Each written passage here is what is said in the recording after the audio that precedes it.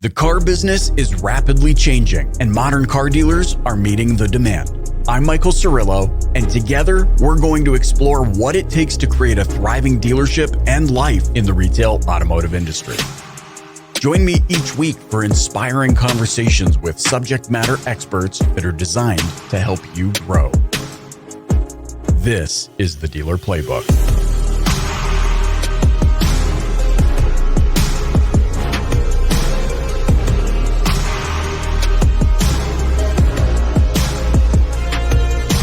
Hey man, thanks for joining me back on the Dealer Playbook.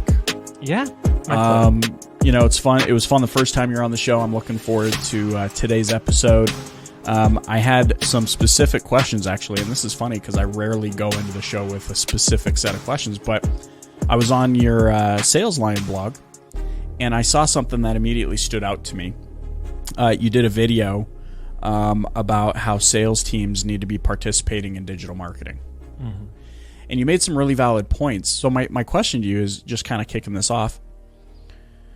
Because this is something, right? All these divisions, especially when it comes to car dealerships or any type of business, each department is kind of siloed. They're in their own buckets. They're in their own offices. They rarely, talk to each other. You have your marketing department, your finance, your sales department, your leadership, and all these sorts of things. And the lines rarely cross. But you made the point of, hey, well, look, if the sales team is a part of your team, then they need to be integrated into your marketing.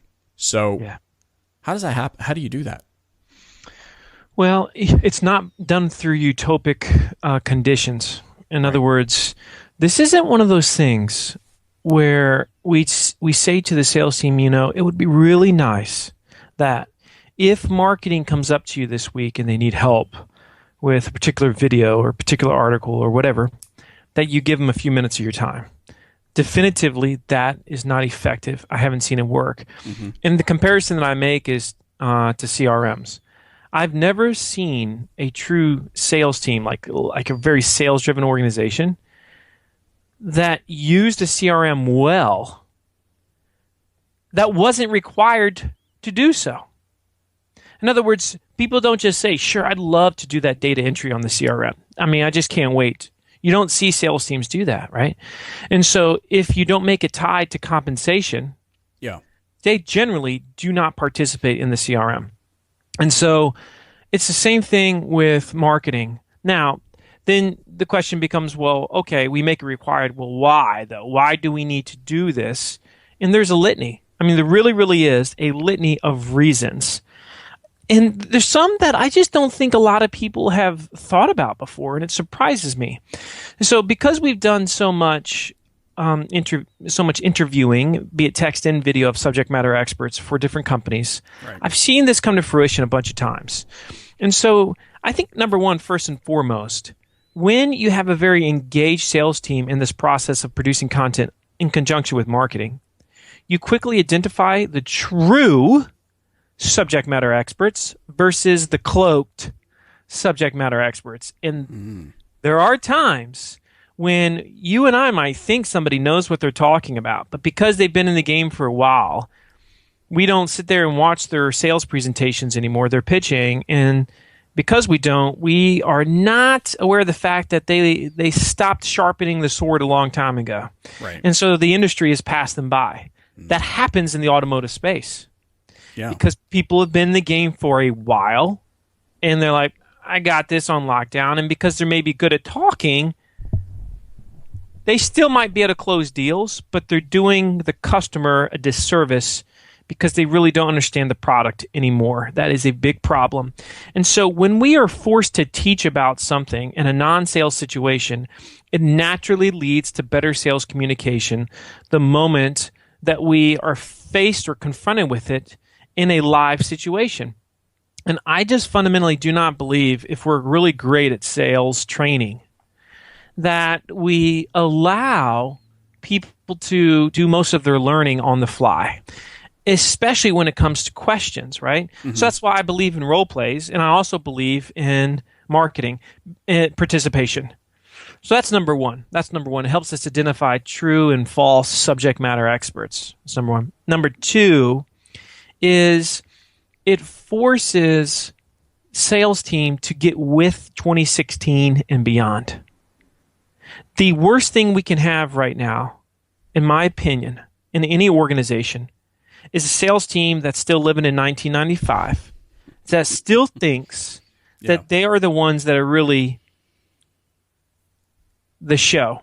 In 1995, when I would go to 3 dealerships all within 1 mile of each other, and I would look for the best deal, the relevance of the salesperson in closing the deal was huge. Yeah. It was just a monster back then, bro, right? Right. Today, it's not even close to that, because a huge portion of people do not go to more than one dealership because they've already identified the model, right? And so we can't sit there and brag anymore about closing rates. You can't do it. And because of that, what that means is, how do we show that we're more valuable than the other sales team members, other than just, okay, I've been here for a while and I have B-backs and all this. How do I show I'm valuable to the team? Because if the economy tanks again and sales teams have to be laid off, well, are you going to be one of the ones that still has a job? And the ones that are heavily engaged with marketing, the ones that are producing the educational content that is really making the sale on the forefront, they're the ones that the managers, the CEOs, they're not going to want to let go because they're too invaluable to the team. So, and we're starting to see now where even salespeople are kind of branching off on their own, and I mean, good for them and their own personal branding efforts and that sort of a thing. But they are they are an army of one. They're trying to come up with content on their own. They're trying to build their brand on their own. Are we suggesting, do that, but also get engaged with a store where you have a team of people that can actually help make this happen? So this is an interesting dichotomy that's happening in the industry right now, because you have a lot of really, I don't know if it's a lot, but you have a subculture of very frustrated sales professionals that get what's happening. They understand the importance of all things digital. They want to be engaged in that buying process that occurs long before they set foot on the lot. Yeah. And so therefore they want to do things, but you've got managers or leadership teams that, once again, are living in 1995. That's hard. I've seen a lot of professionals, even in the automotive space, that have said, you know what, I'm a stallion and I got to run. Because if stallions don't run, if they're fenced up, they've got to jump the fence. And if you are a sales professional and you can see clearly what's happening, and you're not allowed to exercise your creative abilities to create more deals, well, then you're probably going to quit that organization, and you should, frankly, if they're not giving you the liberty to do those things. And so it's almost like you've got a bunch of digital Davids that they realize they don't have to play by the same rules that have always been played. They don't have to do it the way it's always been done. They can be creative. They can think outside the box. They can be fast. They can be nimble. And they can just go out and create content, right? Be better teachers and earn that trust, which is all of our goal. And then you've got these Goliaths, which may have been around for a while, and they just do not give their sales team any means or programs or tools to be creative. In a perfect world, you have leadership, managers, etc., are totally bought into this idea that we've all got to be teachers. Trust is the name of the game. Let's do whatever it takes to get it, make it faster, quicker, easier. That's what it's all about. And then we've got sales teams that get that too. In those organizations, they're going to be the ones reinventing the space that's next. It's interesting to me that Cadillac is coming out with a new tiered model for their stores. And they understand the essence of the digital consumer. And the digital consumer is, I want it now. When I go to a website, I want it now. When I go to a retail store, I'm more impatient than I used to be. I want it now. I want to walk in a direct line. I want to get it. And so Cadillac is setting this model up in the future. It's not happening yet, where the smallest locations are not going to have any vehicles at all. They are going to have virtual reality, and that's really it. So somebody walks into the dealership, and it could be a booth at a mall. Right. They get to drive the new Cadillac and virtually, and the sales process can start and stop right in that moment, and stop as in it can be completed. And what does that mean for all of us? I mean, and so this is all happening. It's going to just change the whole shift. There's going to be a huge shift within the industry in the coming years. If we are not participating in digital today, especially with video and video-based content, we're not going to be ready for virtual tomorrow. And the employees and the team members that establish themselves as experts in those areas, they will be in high demand. And they will be able to, in fact, increase their asking price, if you will, with dealerships. And that's why we've got to, when I talk to companies, Mike, it's like the goal is we are all media companies, right? Yeah. So, like, I happen to own a media company that also sells fiberglass pools. Yeah. Do you know what I'm saying? Yep. And dealerships need to understand they happen to be media companies that sell also, yeah. in this case, automobiles. Right.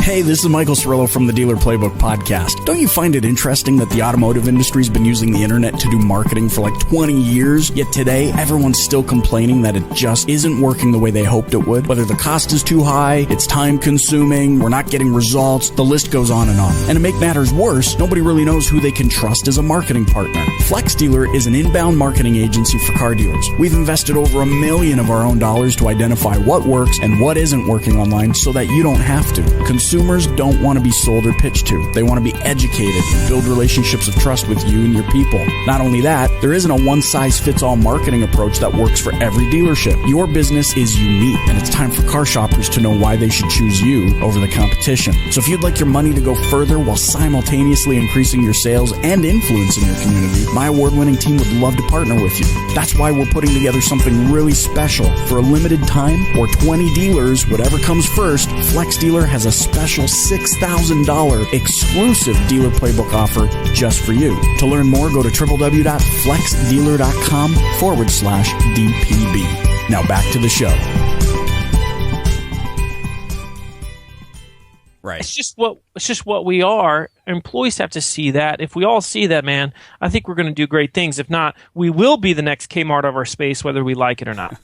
Well, and it's funny. I mean, it's funny you bring this up because we're already starting to see a more virtual purchasing experience. I mean, there's, and it skipped my brain right now. I should look it up, but where they have the automobile vending machines, right? Like they've already got this deal set up, and people are already going, and they're picking a car. And my kind of prediction for the future was you're going to see these massive, 20,000 square foot dealerships turn into these 2,000 square foot, showrooms. They might have like one of each model with iPads or whatever the next tech is set up and say, hey, here's the vehicle. You can have it in these colors.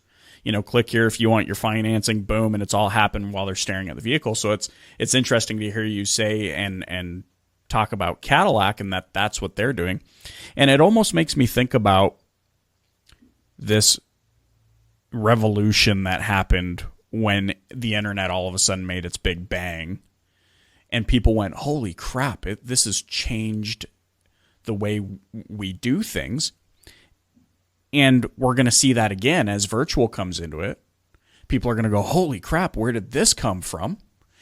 And what's intriguing about that is we still have people. I mean, I know there's dealerships in Arkansas right now who still don't have a website, don't have a Google Places page, don't have not a single review. Like they haven't even gotten to, so it's going to be a whole lot of catch up, or they're just going to disappear.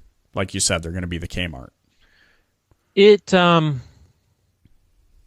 It's fascinating times, and what will happen is once VR takes off, which it will, there will be commercials that you hear on the radio where you'll hear dealerships bragging about the fact that here we don't expect you to make a decision with goggles We expect you to drive it, to feel it, Yeah. to touch the cushion, Yeah. to see the road go by, right? And they're going to say all these things, and they're going to act like they're doing it the right way. Yeah.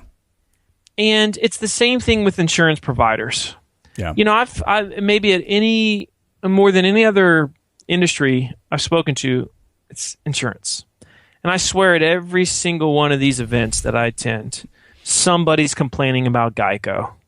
And nobody cares that these agents don't like Geico. Right. I'm just waiting for them to say, instead of complaining about Geico, what are they doing about it? Because Geico addressed the two fundamental needs that we all have, which is faster and easier.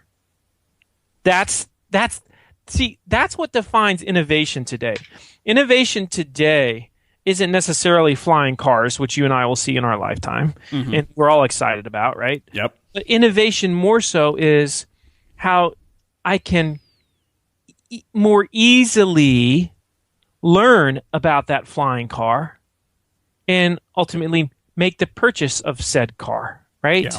Innovation is when you streamline the buying process so well that it doesn't take an hour to do the paperwork once you've shook the hand with the salesperson, or an hour and a half. It only takes 5 minutes, because that's how they've made it possible. That's how they've made it happen. That's innovation, my man. And that innovation to me is more important than a car that can fly, which that's going to happen. And that's why we've got, the Elon Musks of the world. Yeah. But you and I can innovate in very different ways. We don't have to be scientists. We can be obsessed with what the prospect and the customer wants, and that usually takes care of the deal. Well, and I mean, if they haven't streamlined it by that, I mean, you're going to have people sitting there going, I just freaking bought a flying car, and I've been sitting in this dealership for 4 hours. Dude, I want to be flying this thing away right now. I want to be flying it away. I want to be flying it away. Better yet, can we just do the Tesla model, and I'll buy this thing online, put my down payment, and have it show up at in my drive port or carport or whatever we're going to call them. Correct. Yeah. That's correct. Yep. So, and that's where you see the success of Elon Musk, is because he's, ultimately everything that he's come up with or thought of are things that these sci-fi movie writers thought of and came up with years ago, but he just figured out a way, like you said, going along with your innovation, he figured out a way to make them accessible and easier. Yes. I mean, the idea that Ford, Chevy, etc. have not gone consumer direct yet is, to me, pretty laughable. Yeah. And because no matter now, see, a lot of them have in some ways dug their own grave, because they've got all these dealerships and they've got all these. It's got a big mess on their hands. Sure. The smart manufacturers going forward, they will go direct to consumer, like truly direct, because Ford has always been a B2C company. Every commercial they've ever done on the TV has been B2C, but they've trapped themselves because they're a B2B based business in terms of who gives them money, right? Sure. Who gives them money, Right? And this is what's going to happen. And so this lends itself back to the point where, because people might listen to this, Michael, and say, well, this is all depressing to me. What you're saying is I'm not going to have a job. What I'm saying is this: if you are viewed as a subject matter expert and you are working to build your brand, the brand of you and the brand, of course, of your business, you will never lack a job. It just will not happen. And people will come to you, and you'll get more opportunities than you ever realized. That's what I know to be true. That's the thing I know to be true, because I've seen it again and again and again in a multiplicity of industries. Mm-hmm. You make yourself irreplaceable. That's right. That's exactly right. Whereas right now, I mean, the people that would be worried, the people that find this perhaps depressing to think about, oh man, I'm going to be out of a job in 10 years, are the ones that are just showing up because it's a job. Just showing up, and they're sitting there bragging about their 70% closing rates, which means what? Yeah. In 2016. Yeah. Nobody cares about your closing rates in 2016, especially. Do you know how many companies have contacted me brag to me about their high closing rates and then told me they're in huge financial trouble? Doesn't make any sense. Your high closing rates don't mean jack. They mean nothing. They mean nothing in 2016. Because if you can't get enough leads, all these closing rates don't matter. It is not a celebration that you close 7 out of 10 deals. That's nothing to brag about today, especially if you're in the automotive space.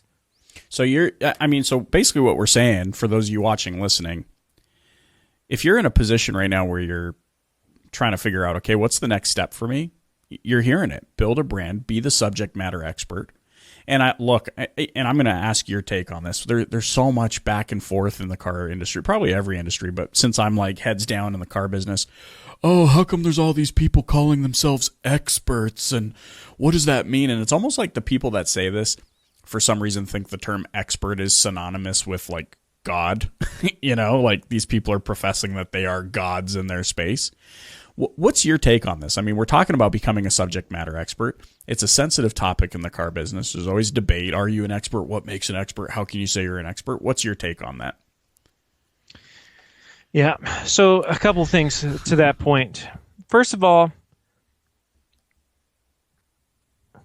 my opinion, your opinion about really anything doesn't matter.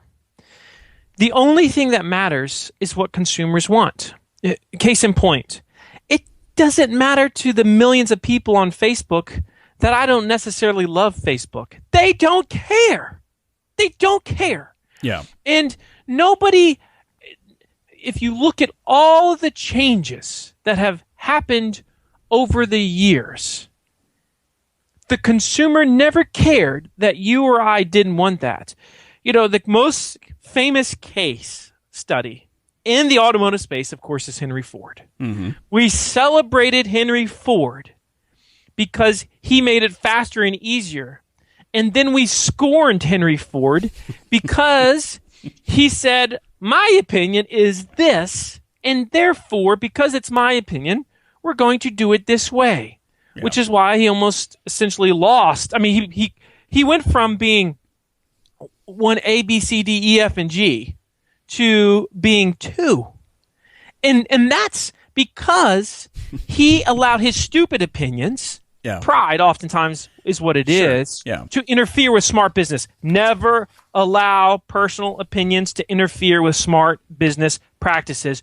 It doesn't matter if you like LinkedIn. Do your customers liked it? It doesn't matter if you like Facebook. It doesn't matter if you're not good on video. You need to get over yourself and get good on video, because every time someone looks at you and you are pitching them, essentially you're on video. In case you haven't realized that, you're already on video. And so you got to let go of all these ideas, and you got to get over yourself. You got to get over yourself. And I'm saying this to everybody. I had to get over my fears of technology. I was not a technology maven at all in 2009 as a pool guy. And of course, I had to get over myself. I had to get over the fact that I was afraid to death to upload my first video to YouTube because it was intimidating to me and I just didn't understand the whole deal. And so now we're getting 600,000 visitors a month to the website. And I'm really glad that I didn't allow my stupid personal opinions to interfere with something that dramatically changed my life. And so we've got to be careful about this. Now, with respect to experts, the marketplace dictates experts. You and I can't complain about anything because the marketplace is what's going to call the spade, right? And so it's kind of like when I hear this is going to offend everybody. It's going to offend everybody, so I'm going to go ahead and say it. The most controversial episode of Yes. So I hear people say Hillary Clinton is dumb, and then I hear people say Donald Trump is dumb, right? Yeah. And they both just like emphatically say they're both dumb. Newsflash, both of them are really smart people. Yeah. Because you don't get to where you are, where they are, by being dumb. Yeah. Do you see what I'm saying? And so it's a spade. The spade now, they might not be honest. They might not be this or that, but they're not dumb. Do you see what I'm saying, Michael? Yeah. And this is so they are experts. I love They are this. experts. Now, you may or may not like it. Sure. But the marketplace listens to them. That's why they won a ticket. Both of them won a ticket for their respective parties. Yeah. Okay, so now we have to get over ourselves. Now, what we're dealing with in the world of sales and marketing is when I was 30 years old, I started producing all these videos about fiberglass pools, and I started saying, look at it like this, Michael. I was almost like a Ford dealership. In the fiberglass space, there's all these manufacturers at the time, about the exact same amount there is in the automotive space, about a dozen majors, okay? Sure, yeah. And I started producing all these rating and reviews, pieces of content, all this stuff, talking about the good, the bad, and ugly of these manufacturers, and they freaked out. And they, literally said, who's this snot-nosed 30-year-old kid think he is talking about us when he doesn't know jack about manufacturing a fiberglass pool? Fact of the matter is, there's a 5-year run before I got out of swimming pools. I'm still a part owner, but I'm not aggressively educating that space anymore. Sure. Where I was the foremost voice in the world on fiberglass swimming pools. And I couldn't even install a fiberglass swimming pool myself. But the world, I would get emails from people all over the world saying, Marcus, I don't trust my pool builder. Would you please come out and oversee the installation of this swimming pool because I trust you. Yeah. And that's the name of the game. I don't say that to brag. I say it because that's what the marketplace dictated. That's what they said. Yeah, it's the reality of it. That was the reality. I was the foremost expert, perceived. Yeah. Even though I wasn't necessarily a pool installer, because I was good at teaching other people about it and simplifying it in a way that people could understand it, I own the market. And that's what we all can do. That's what we all can do. And that's why it doesn't help to complain about the fact that somebody called themselves an expert. The marketplace will take care of if they're an expert or not. Just like, if McDonald's goes out and creates a sandwich they say is the best thing ever, the marketplace will dictate quickly whether it was very bad and a flop or whether it was good. That's how it works. I.e. innovation. You innovated. You made it easy. Made it easy.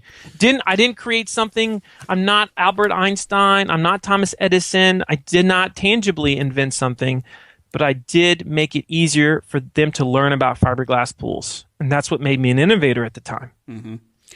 Okay, so switching gears a little bit. I mean, 600,000 visitors a month. There's a lot of people that heard that and are now asking themselves, I've never experienced that for my car dealership. Is that possible for a car dealer website to get 600,000 visitors a month? So here's what's interesting about car dealerships, what they did for so long. For so long, they allowed third-party sites to dictate the brand of their manufacturers and the consumer view on the industry as a whole. And so let me give you a case in point. It was about 5 years ago. I was looking at Ford Motors' blog.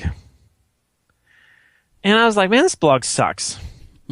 Because I couldn't find simple things. For example, let's say I went online and I researched, 2000 at the time, 2010 Ford Ranger versus the Toyota, whatever, Sonoma or something like that. I don't know. Sure. Can't remember names. You couldn't find anything on Ford about that because Ford didn't bother talking about how their stuff compared to other people's stuff. Sure. Now, this is what, if you go to any major automotive website that's educational, that dominates the marketplace, that's the type of stuff they address. And they do it well. And they do it without bias. And what happened is all these manufacturers and all their dealers allowed these third-party sites to control the industry because they were too afraid to address what we call they ask you answer, which is the questions of the marketplace, right? The questions of the marketplace. Now, is it easy to do this as a regular dealership? Fundamentally, no, it's not easy at all. And the reason is because there's a lot of content. Or in other words, in the automotive space, the CSI, that's what I call it, the Content Saturation Index, is very high. And so the more saturated an industry is, the harder it is for you to stand out above the noise. Okay? So certain industries like social media have a very high CSI. Other industries like, rocket engine part manufacturers have a low CSI. So how do you deal with it?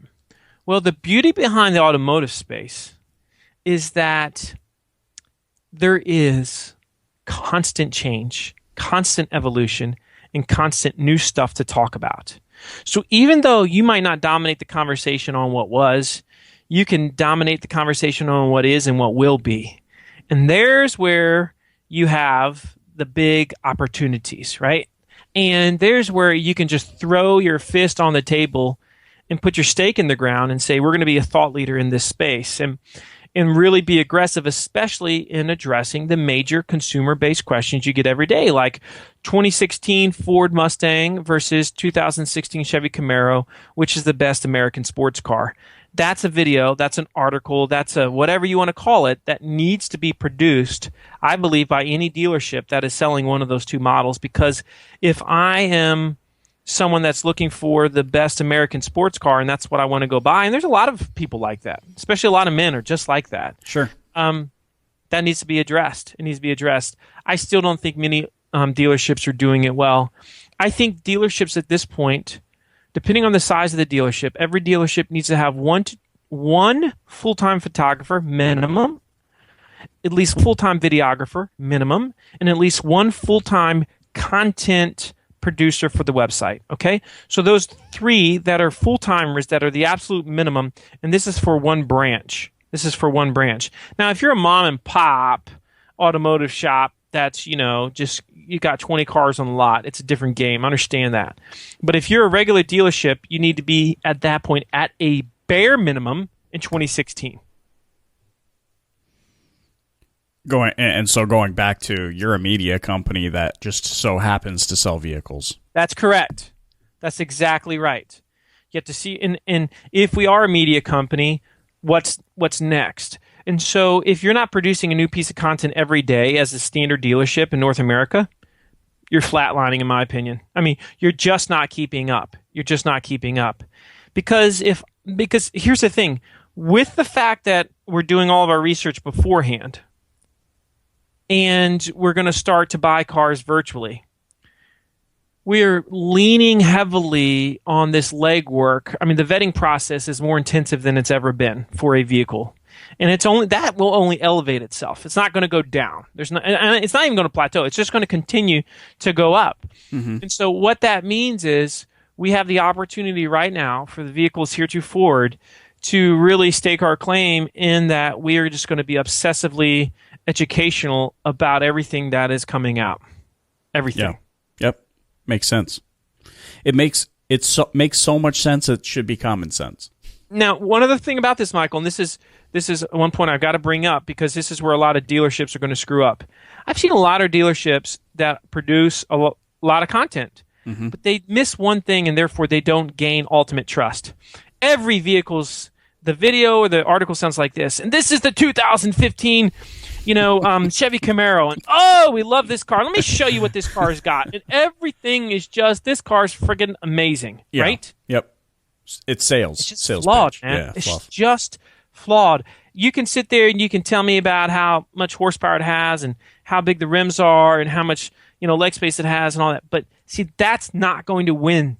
And that's not going to distinguish you because everybody else that's going to be doing content is going to be doing it like that. What distinguishes you is you start off and say, okay, folks, today we are going to be looking at the 2016 Chevy Camaro, and a lot of people have been asking about this vehicle. And the cool thing is, us here at Marcus's Automotive, we give you the good, the bad, and the ugly of all the vehicles. And so today, we're going to look at each one of these pros and cons. We're going to analyze them. We're going to show them to you. You're going to get down to the nitty and the gritty. And so that by the end, you'll be able to know if this is the right car for you. And so we still have that vibe, man. We still have that excitement. But it's the excitement combined with, holy crud, this person is going to tell me exactly, is this the right vehicle for me? And they're going to allow me to decide. They're not going to say, yeah, this is the vehicle for you. They're going to say, don't get this if you're looking for this. Sure. But if you're looking for this, then you're probably on the right track. Well, and the nice thing about that approach is, I mean, aside from the credibility is, I think sometimes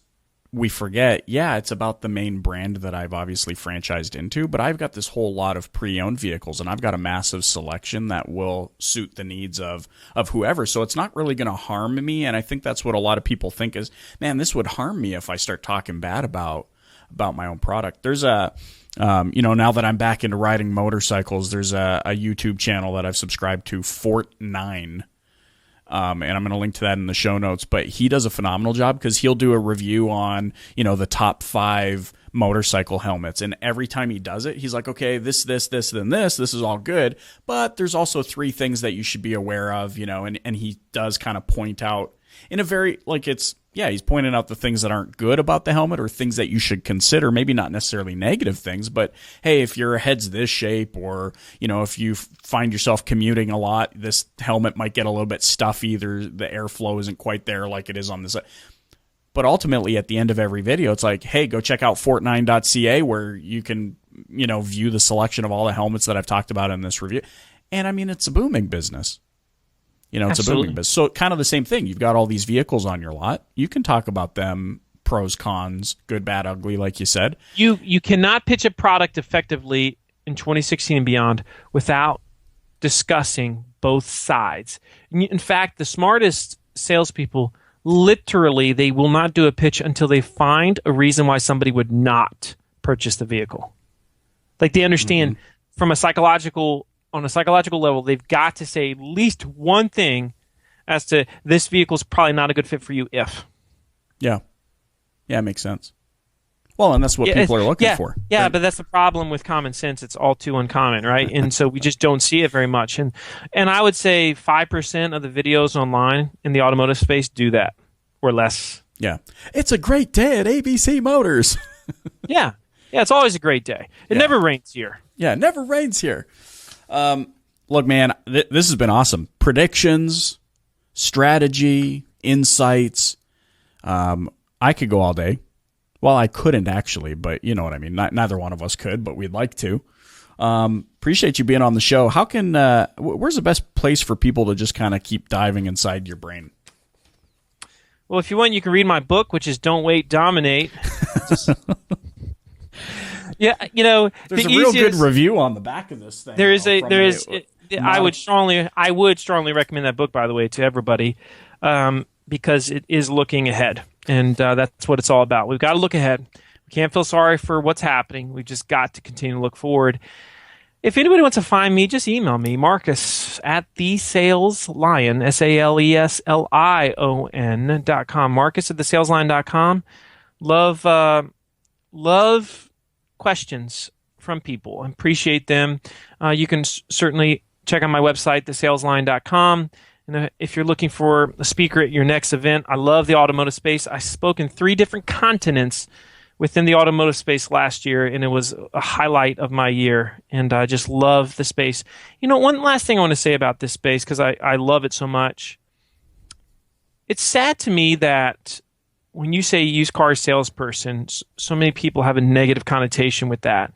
Right. What I have found is that 90% of all the salespeople that I've ever met, and I've met hundreds in this space, are really great, good, true people.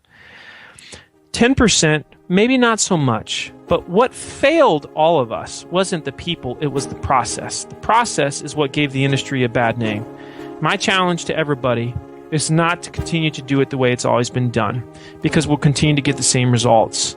Let's do it differently. Let's change the process, and let's obsess over that magical word, which is the business we're all in, which is trust. That's the name of the game. And I think if somebody's thinking about that on a personal level, on a collective level within their dealership, I think they're going to be very, very prepared for whatever happens next. Love it. Man, appreciate you being on the show. It's always a pleasure. Love to have you back as well. See ya. We'll have to do that when the flying cars come out. Yeah, well, let's do it from a flying car.